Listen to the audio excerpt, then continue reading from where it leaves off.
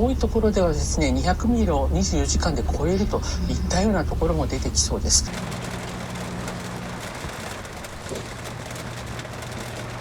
最大震度6弱、台風に続き、こんなことあるんですね。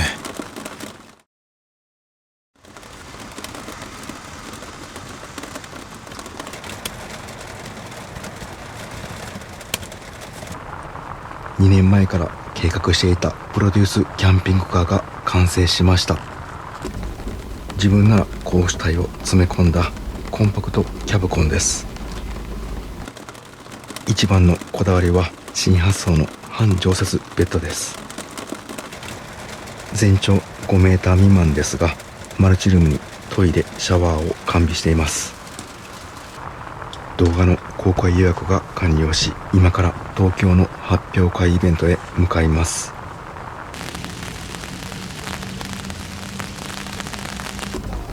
現在日本列島には2つの台風が同時に向かっています。自分自身48年間生きてきて初めての経験です。しかもこの2つの台風、なんと現在いる愛知県から東京へ一緒に向かう感じになります。東京はイベントの日に直撃です。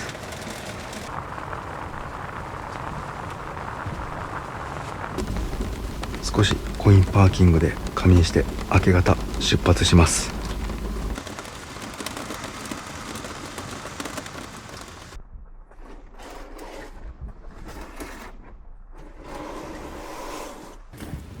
温泉利用で6時間無料になる駐車場で一夜明かしました。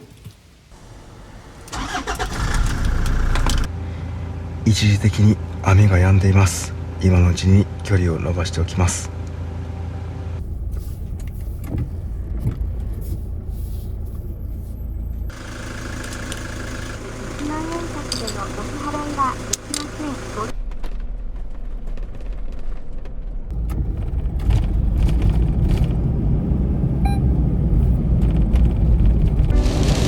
高速道路入るとすぐに雨が激しくなってきました。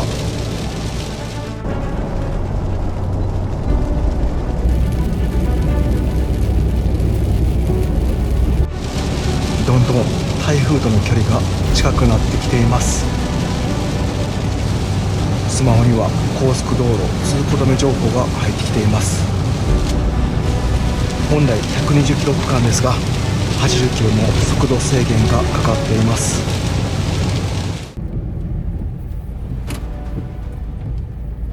一旦高速道路情報を見るためにサービスエリア寄りました。もう駐車場内が川のように水が流れています。これは参りましたね。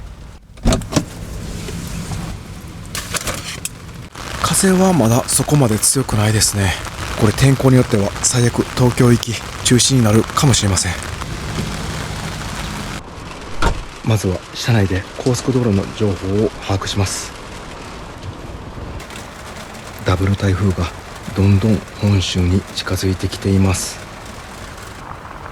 今現在いる静岡県は24時間最大雨量なんと200ミリです。これは災害が起きるレベルの雨の量になりそうです。関東など明日にかけての総雨量というのはどれくらいになりそうでしょうか。はい、まとまりまして、多いところではですね、200ミリを24時間で超えるといったようなところも出てきそうです。止まっている場合ではありません。台風に追いつかれないようすぐに出発します。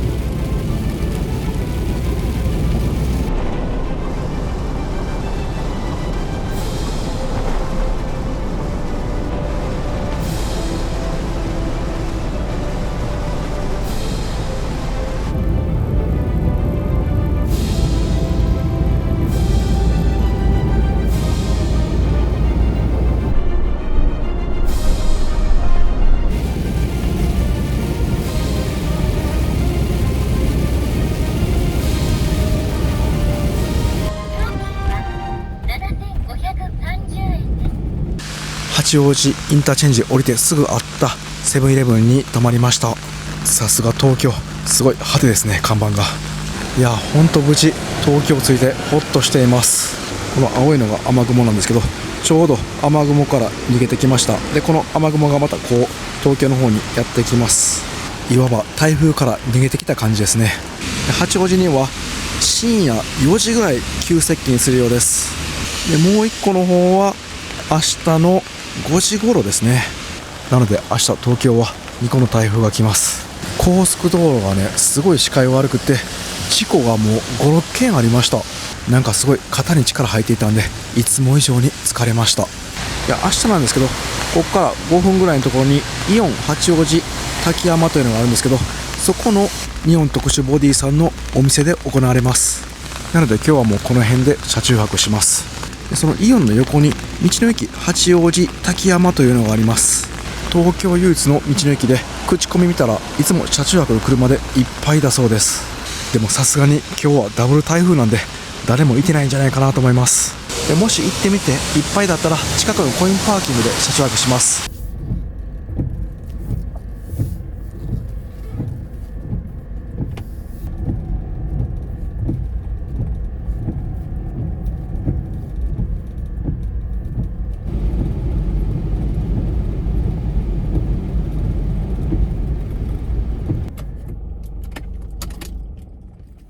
はい、コインパーキングのちょうど端空いていました。24時間500円の格安のコインパーキングでした。今小雨に変わってきています。ちょうど雲と雲の間ですね。この後台風が近づいて強い雨が降ってきます。というかもう強くなってきましたね。ちょうどコインパーキングの横お墓ですね。見なかったことにします。というか住宅も近いんでそんなに怖くないです。車中泊の準備して中でゆっくり休みます。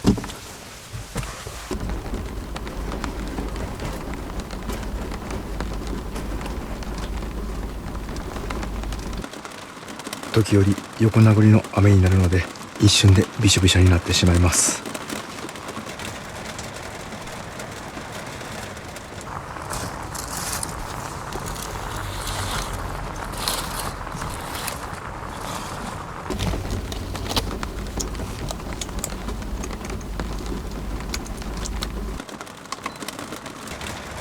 雨で湿度がかなり高いのでエアコンの除湿しておきます。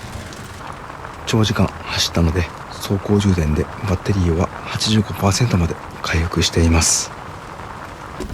サブバッテリーは 920Ah 搭載しております。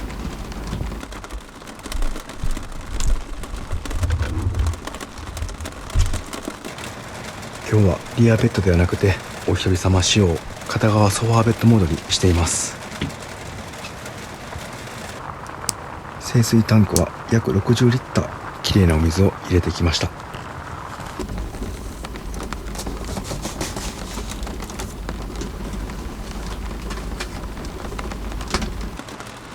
さあ、あとはもうゆっくりするだけです。ノンアルいただきます。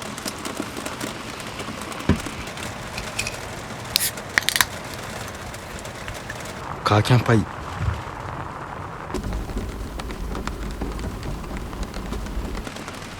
冷蔵庫新しいのでめちゃくちゃ冷えてます。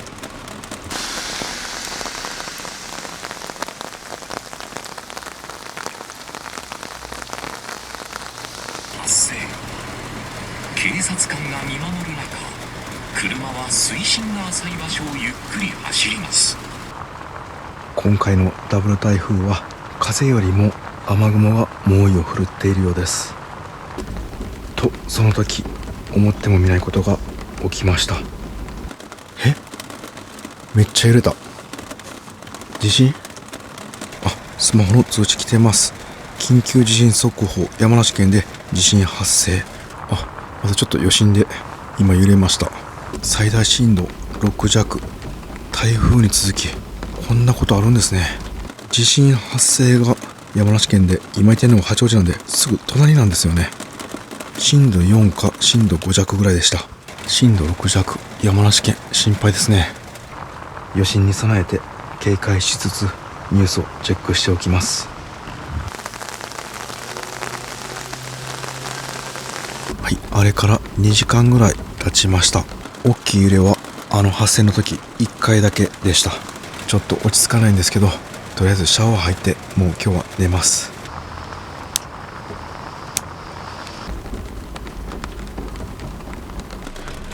まさかこんなことが起きてしまうなんて。しかもダブル台風は今からが本番です。とりあえずシャワー入ってから今後のことは考えます。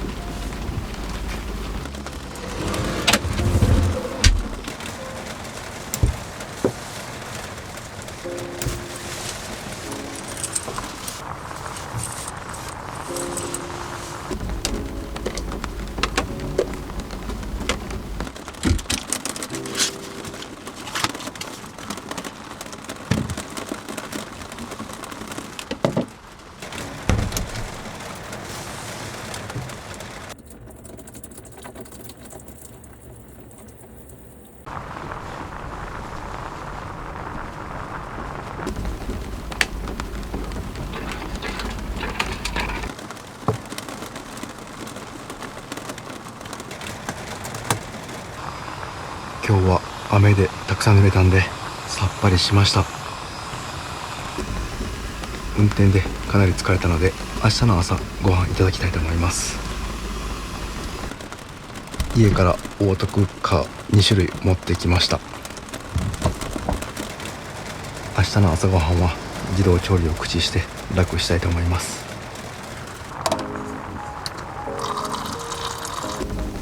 今回もお水ろ過装置使いますので、歯磨きのお水は凝固剤で固めて捨てます。シャワーでお水約11リッター使用しました。今からさらに雨が激しくなって朝の7時まで降り続くようです。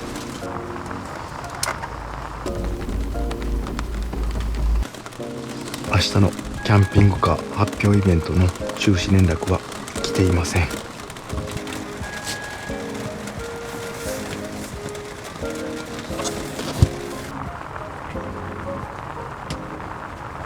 明日中止になるんじゃないかと思っていましたが、開催されそうです。まだ何があるか分かりませんが、明日朝ごはん食べたら現場に向かいます。今まで関西でのキャンピングカーショーなどは何回か出演させてもらったことあるんですけど、東京でのキャンピングカー関連のイベントは初めてです。少ないとは思いますが、明日来てくれていたら嬉しいです。台風もあるので来れる人は限られそうです。自分が一番楽しみたいと思います。おやすみなさい。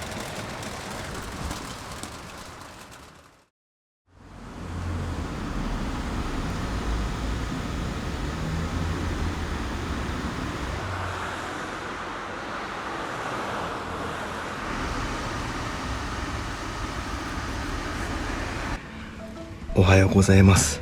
雨で起きることなくぐっすり眠れました。やっぱり一人だったらこのレイアウトめちゃくちゃ楽です。すぐに寝られるので運転中の仮眠も快適でした。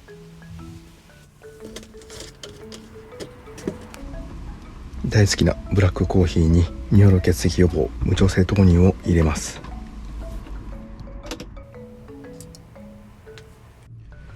八王子初めて来たのでイベント終わり少し散策したいです。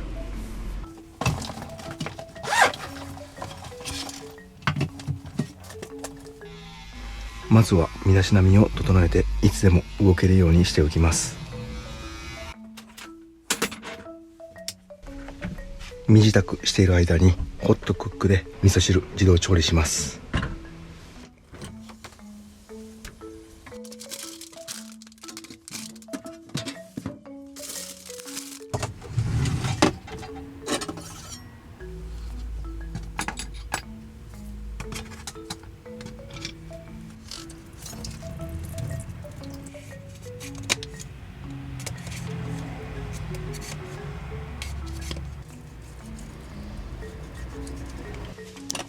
ホットクックにすべての具材を投入します。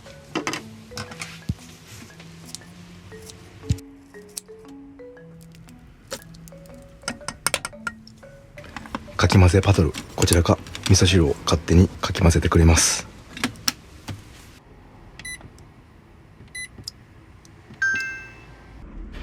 20分ほどかかりますが、放置で他のことできるのが魅力です。ホットクックは現在約300ワット電気消費しています。窓を開けてレンジフードで換気しておきます。出来上がるまで今日のイベントの打ち合わせ資料、目を通しておきます。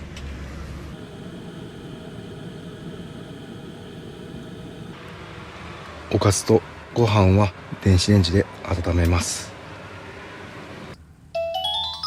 出来上がりです。仕上がりを確認してくださいね。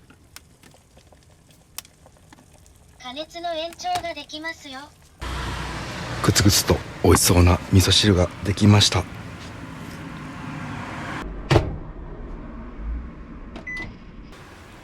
ネギは後乗せに限ります。完成しました。おっさんの素朴な出張朝食セット、いただきます。朝熱々の味噌汁はなんでこんなにも美味しいんでしょうか。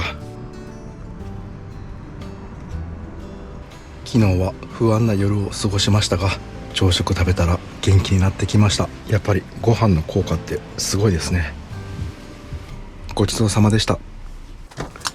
洗い物は食洗機にお任せします。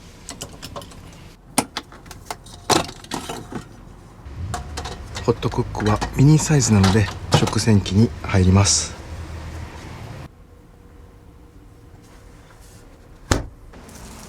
汁物以外はラップをし、1回だけの食洗機で洗い物が終わるようにしました。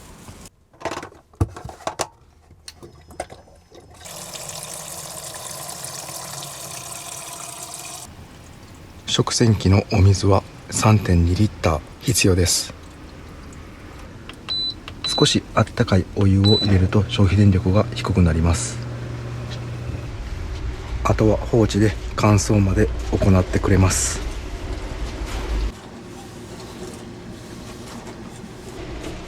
いつも家で使っているオートクッカーですが、匂いが出にくいのでなかなかキャンピングカー向きじゃないでしょうか。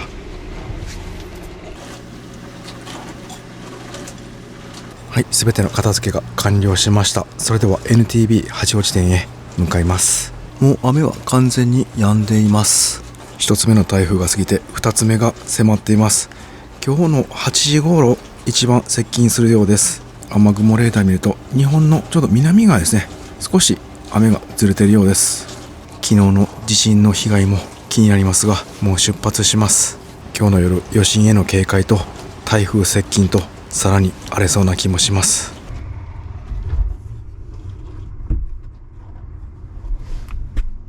食洗機は動かしたまま走行します。前これできたんで多分大丈夫だと思います。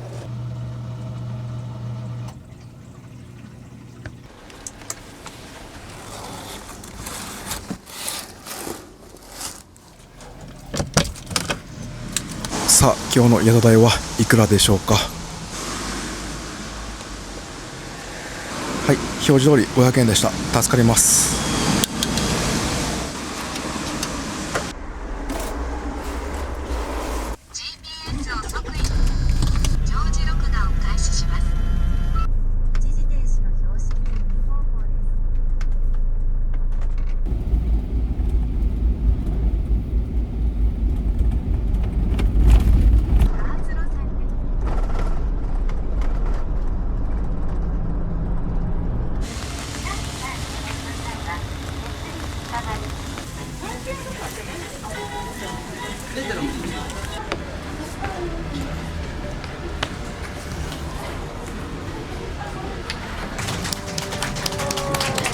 NTB さんから2年前に声かけていただいて、で自分の中でもずっと YouTube でいつかプロデュースのキャンピングカーを作りたいなっていうのがあったんで、もう2つ返事でやりますって言って。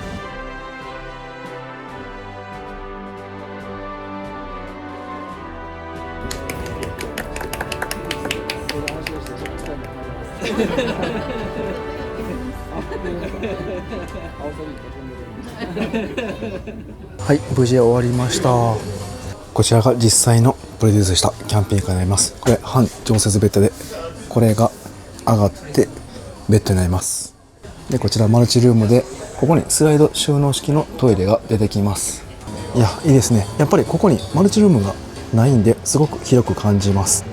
でこの外装のデカールがちょっとイメージと違ったんで、こちらも変えてもらいます。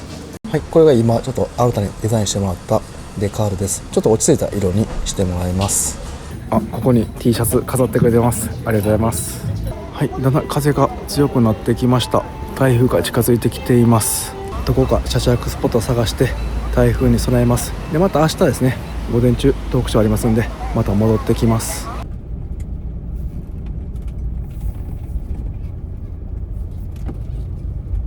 道の駅八王子がまだいっぱいだったんで、近くのコインパーキングに来ました。昨日と別の場所です。周辺は結構静かな場所です。すぐ近くコンビニもありますんで、何かなくなったらそこで買いたいと思います。少しずつ風が強くなってきました。嵐の前という感じがします。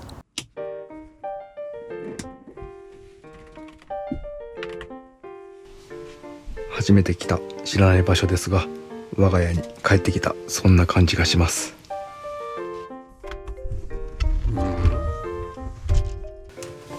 食洗機に入れていた食器類はきれいになっています。バッテリーは 77% あります。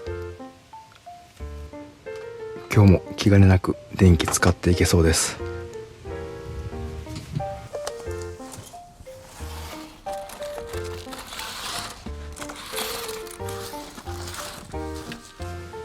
この辺住宅地なのでシェードは閉めて中は見えないようにしておきます。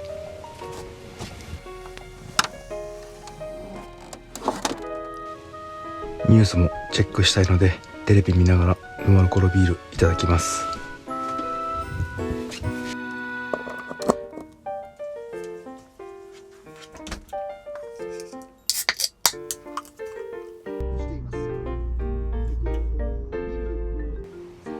昨日の地震の被害が一夜明けて分かってきたようです。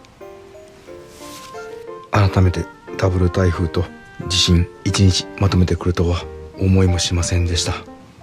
台風は少しずれたようですが、風は強まってきました。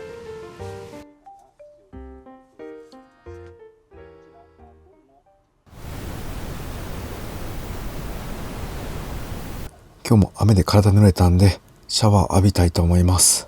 でもお腹もペコペコです。このティファールのオートクッカーに調理してもらってる間にシャワー浴びてきます。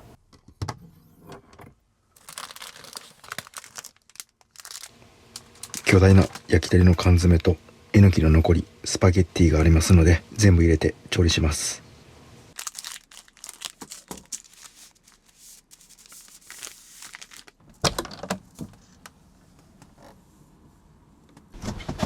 まずはイタリア人に見つからないようにパスタを折ります。お水とすべての具材を入れていきます。醤油小さじ1、だし少々入れて和風醤油パスタにします。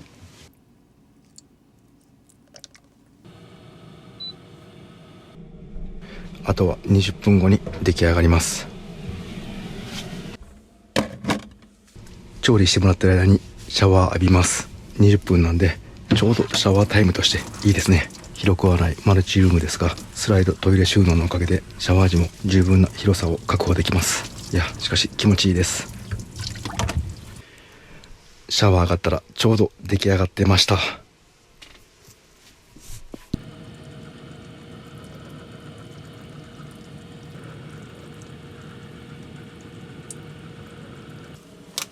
最後にネギをかけたら完成です。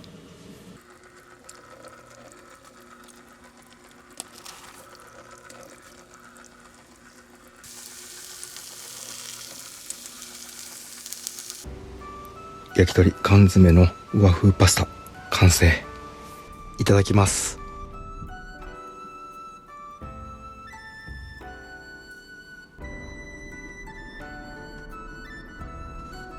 麺ちょうどいい硬さです。醤油だしベースなんですけど、焼き鳥のタレがほんのり甘く麺に染み込んで、これは間違いないです。この焼き鳥の缶詰はやっぱりタレが美味しいですよね。で、全然飽きないんですよね。ご飯と一緒に炒めても合うし、麺と絡めても美味しい。これは日本が誇る最高の保存食じゃないでしょうか。ごちそうさまでした。冷房をつけていたら除湿効果もあり、髪の毛がもう乾いていました。焼き鳥の甘だれが鍋や羽にこびりついています。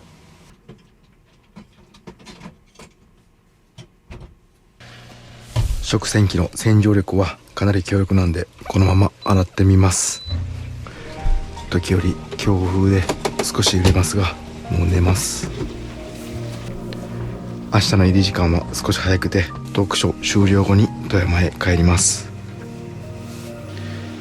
今日は比較的涼しいので、エアコンは切ってマックスファンで換気しながら寝ます。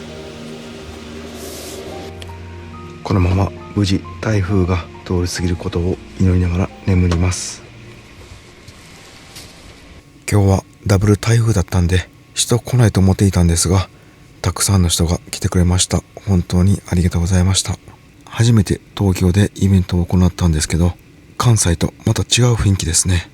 温かい言葉や優しい言葉もたくさんかけていただいて本当に嬉しかったです。またこれを機会に東京もたくさんイベントで来たいと思います。そしてたくさん関東周辺でも車中泊したいです。そして今日はなんとプロデュースした新型キャンピングカーアオサギ一組ご夫婦が購入してくれました。自分が考案したレイアウトギミックが気に入ってくれて刺さってくれたようです。万人受けしないかもしれないんですけど、やっぱり刺さってくれる人には刺さったようですごく嬉しかったです。明日も精一杯アオサギの魅力を伝えたいと思います。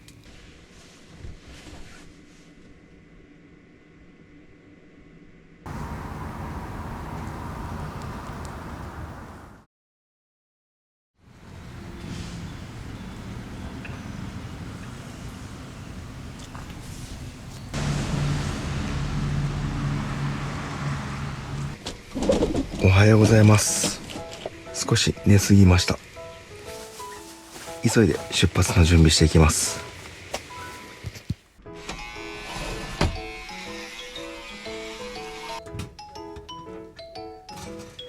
でも腹ペコなんでパンだけ焼いていただきます。現場まで10分で行けるキャンピングカーならではの時間の使い方です。台風は朝方温帯低気圧へ変わったようです。ごちそうさまでした。ここ住宅街なんですごい静かでぐっすり眠れました。こっち側はこの横のアパートみたいな感じのところの駐車場なんで、車の出入りは朝方たくさんありました。でも夜は静かでした。やっぱり東京は人口が本当に多いんで、所狭しと建物や住宅が並んでいます。無駄がないですね。でね、駐車場の線がだいたい1本でこんな感じで狭いんですよね。これ隣の人出られないんじゃないですかね。やっぱり都会でキャンピングカーを持つなら、今回プロデュースさせてもらった新型キャンピングカーアオサギのように全幅が 1.8 メーターぐらいに収めないと厳しそうです。このジルの全幅は約2メーターなんで、狭い駐車場はもう本当に出られなくなっちゃいます。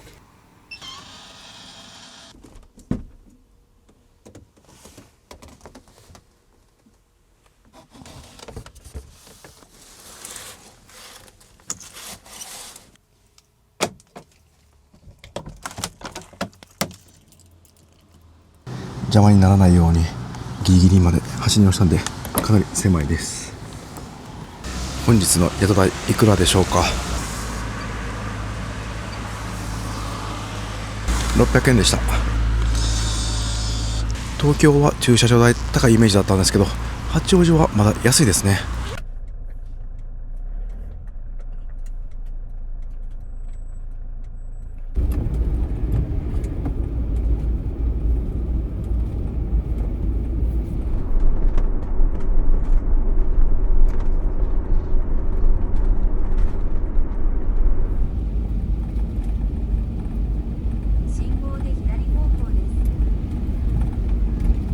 はい、日本特殊ボディ八王子店着きました。それでは頑張っていきます。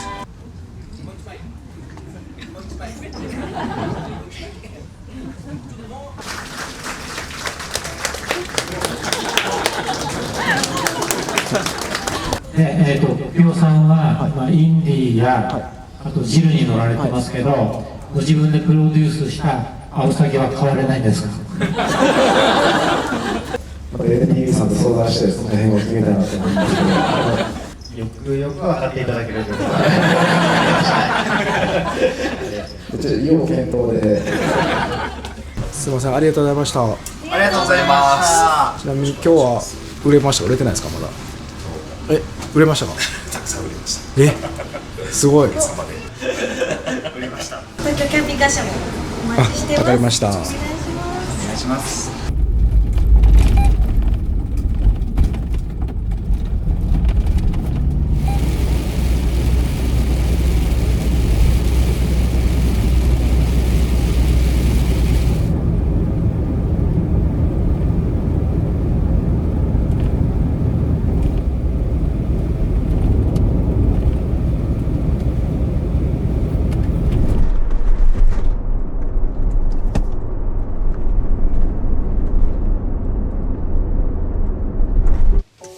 視界が0メーターに近く、かなり恐怖を感じました。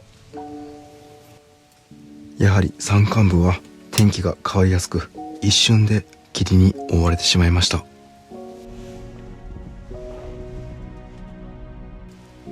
今回の出張車中泊はダブル台風に震度6の地震、そして霧で視界0メーターと自然の脅威を感じました。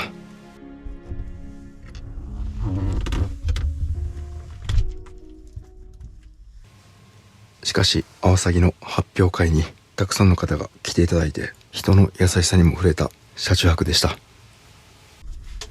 たくさんお土産もいただいてありがとうございました。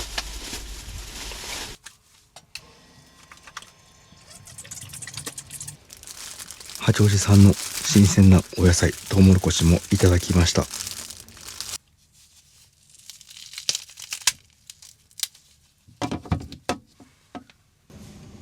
ホットクックで自動蒸し調理します。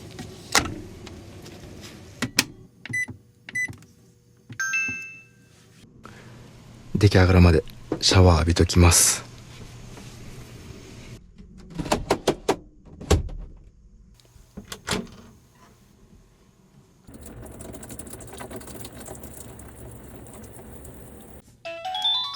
出来上がり。シャワー上がり、ちょうどトウモロコシが出来上がりました。完成しました。今日の朝採れた八王子産の蒸しトウモロコシ、いただきます。蒸しただけなんですけどめちゃくちゃ美味しいです。このプリッとした食感、何もつけてないのにすごい甘いんですよね。もうこれで十分美味しいやんっていう大地の恵みを感じます。今回せっかく東京八王子来たのに観光する時間なかったので、地元の美味しい食材食べれて本当に嬉しいです。ごちそうさまでした。今まで食べたトウモロコシの中で一番美味しかったです。ありがとうございました。たくさんお土産いただいたんで、家帰ってから家族と一緒にいただきたいと思います。いつもありがとうございます。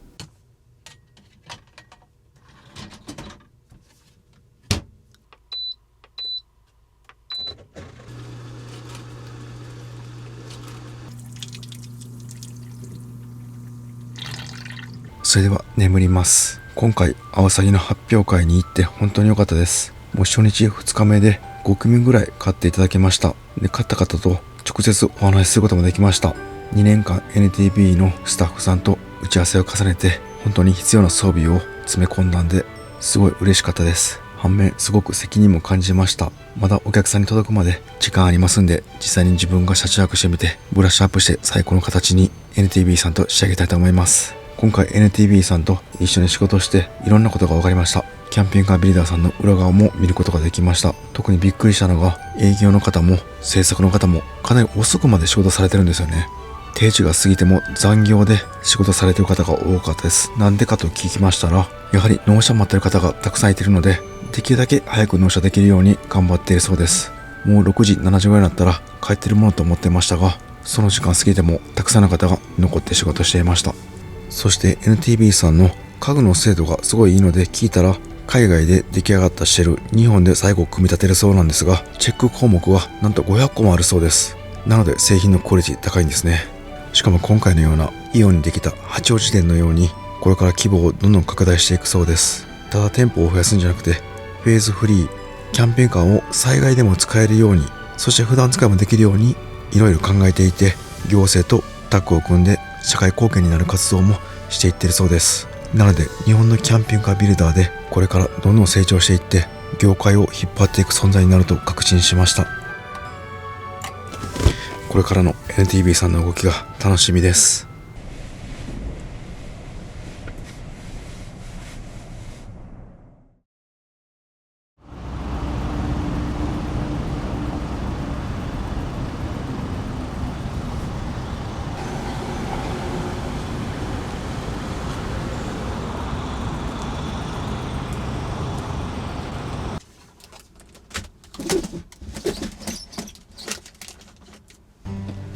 今までの悪天候が嘘のように青い空が広がっています。パーキングエリアの奥にあった休憩専用スペースハイウェイオアシスに来ました。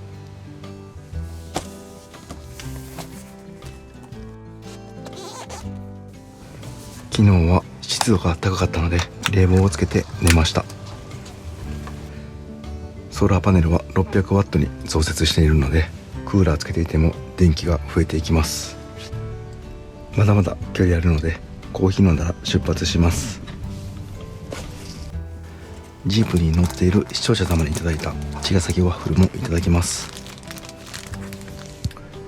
このキャンピングカー内でぼーっとする朝の時間が大好きです。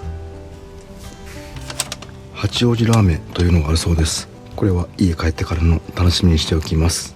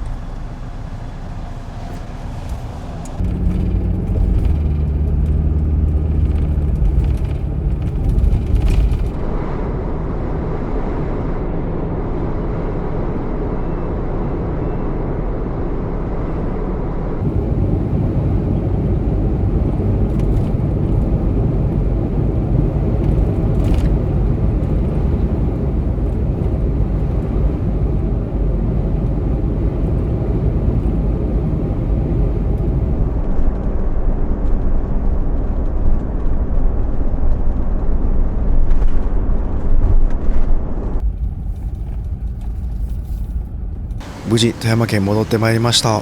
今回は珍しく日本海側が晴れていて太平洋側が大雨でした。無事帰ってこれてほっとしています。やっぱりこういった土地が広いところだと大きいキャンピングカーがいいんですけど、今回いた東京のような都市部ではアオサギのようなコンパクトなキャブコンがいいなと思いました。内装やレイアウトよりもまずは自分がどの地域に行くか、どの地域に住んでるかがキャンピングカー選びで一番大事かもしれません。そこでサイズが決まります。当たり前ですがそれを痛感させられる今回の旅になりました。では次は東京キャンピングカーショーのイベントも来月ありますんで、そちらは家族で車中生活してまた動画にしたいと思います。